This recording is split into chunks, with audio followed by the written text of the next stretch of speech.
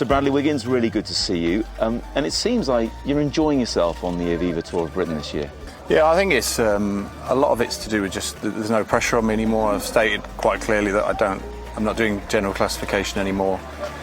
And obviously, being part of my own team now, that the goals are for other people now. The young lads, I know we've seen up there this week, and it is all about the track now. And these races are preparation for the track programme, and now I can kind of enjoy racing again and not have that pressure of having to be up there in the final. Riders like Owain and John, Andy, they're familiar with you, of course. They ride with you on the track, but even so, they get a bit of a thrill out of someone as decorated as you giving them a lead out.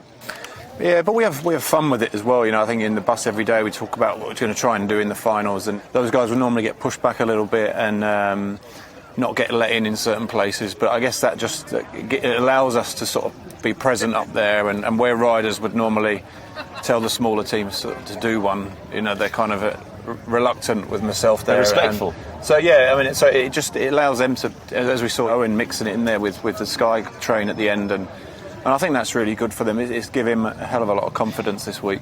What's it like for you riding against Team Sky? Do you look at them and think, that reminds me of when I was having to shed weight and I was having to stick to programmes rigidly and all that kind of thing? You have a lot of respect for them, because the real difference came when Sky started riding. The likes of Stannard and that get on the front, then you really feel it in the peloton. And normally it's me up there with those guys, so you're not always aware of it. When you're seeing it from the other side of the fence, you see just how much responsibility those guys take on in the race. And they're the biggest team in cycling at the moment. Thanks to you, thanks to Chris Froome, they've won 3 Tours de France as well. But you don't miss it. No, I mean, I'm just glad I was part of it, and I had my time there, and I had all my success there. And, in some ways, I'm glad that can do other things now, and I can come back to the track and have almost a complete change of career again, really. It sort of keeps it fresh. And we're training very much for a discipline now that's 3 minutes 50 long by the time we get to Rio, yes, as opposed to 3 weeks. So the demands are completely different. We know the team is set up largely to facilitate your team pursuit ambitions. But what about beyond Rio? Will the team continue, or will you go back on the road perhaps? I mean, I'd love to think that I could come back from Rio next year with a 5th gold and take part in this race again. I mean, I wouldn't want it to end at Rio, perhaps the other side of the world.